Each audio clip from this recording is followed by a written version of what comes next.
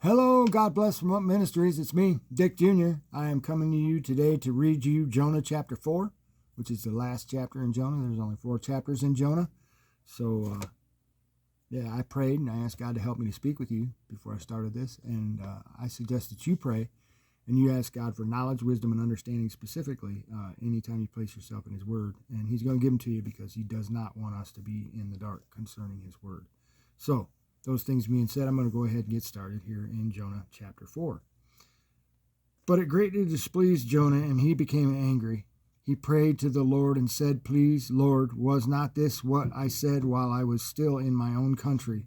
Therefore, in order to forestall this, I fled to Tarshish, for I knew that you are a gracious and compassionate God, slow to anger and abundant in loving kindness, and one who relents concerning calamity.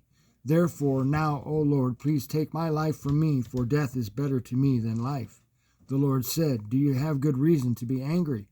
Then Jonah went out from the city and sat east of it. There he made a shelter for himself and sat under it in the shade until he could see what would happen in the city. So the Lord God appointed a plant, and it grew up over Jonah to be a shade over his head, to deliver him from his discomfort. And Jonah was extremely happy about the plant. But God appointed a worm when the dawn came the next day, and it attacked the plant, and it withered.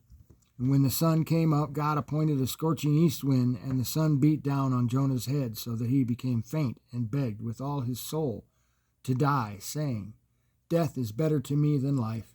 Then God said to Jonah, "Do you have good reason to be angry about the plant?"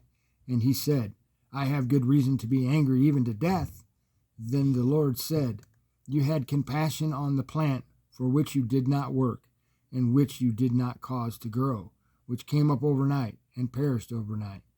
Should I not have compassion on Nineveh, the great city, in which there are more than 120,000 persons who do not know the difference between their right and left hand, as well as many animals?"